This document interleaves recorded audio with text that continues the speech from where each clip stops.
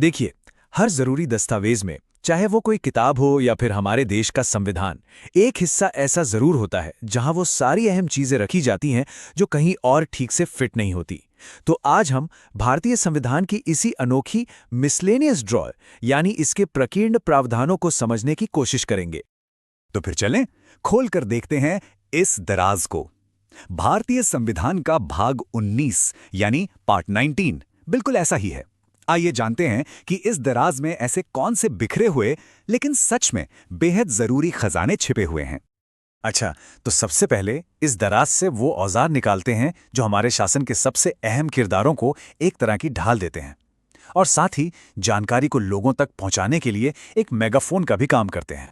देखिए, हमारे देश के जो प्रमुख हैं यानी राष्ट्रपति और राज्यपाल, उन्हें एक तरह की कानूनी ढाल दी गई है।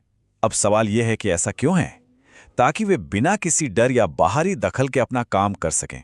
मतलब अपने ऑफिशियल कामों के लिए उन्हें किसी भी अदालत में जवाब नहीं देना पड़ता। और ये जो सुरक्षा है, ये सिर्फ किसी अधिकारी के लिए नहीं है, बल्कि ये तो मीडिया की आज़ादी और जनता के जानने के हक के लिए है। ये अनुच्छेद पक्का करता है कि संसद या विधानसभा में जो भी हो रहा है उसकी सही और सच्ची खबर बिना किसी डर के हम सब तक पहुंचे। ठीक है, अब इस दराज में थोड़ा और अंदर झांकते हैं। चलिए अब उन चीजों को देखते हैं जो केंद्र और राज्यों के बीच जो शक्ति का नाजुक संतुलन है उसे संभालने का काम करती हैं। हमारा संविधान, आप जानते हैं, कोई पत्थर की लकीर नहीं है। ये तो एक जीती जागती किताब की तरह है जो समय के साथ बदलता है।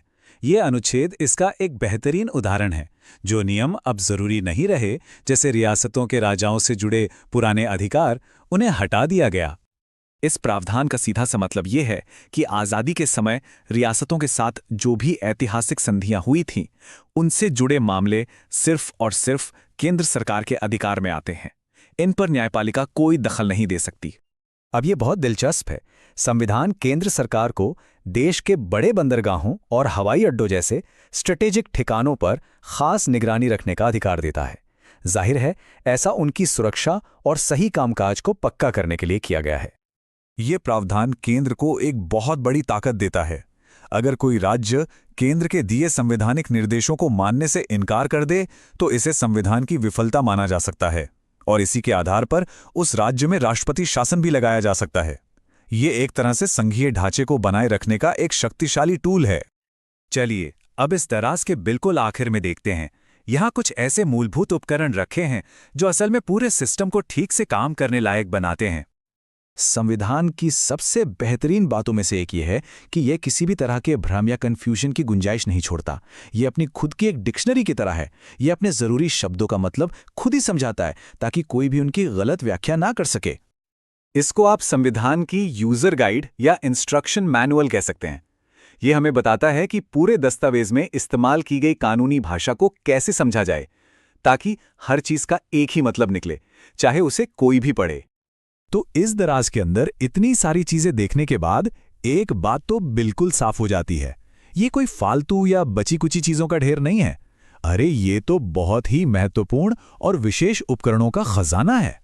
कुल मिलाकर इस दराज से हमें वो जरूरी चीजें मिलती हैं जो हमारे देश के शासन को स्थिर और लचीला बनाती हैं।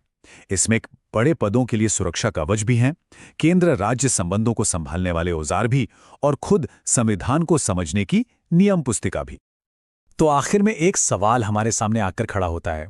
अगर ये बिखरे हुए से लगने वाले प्रावधान इतने ज्यादा जरूरी हैं, तो ये एक मजबूत और कारगर संविधान के बारे में क्या बताता है? शायद यही कि असली ताकत अक्सर उन छोटी छोटी डिटेल्स में ही छिपी होती हैं जो पूरी की पूरी इमारत को एक साथ जोड़े रखती हैं।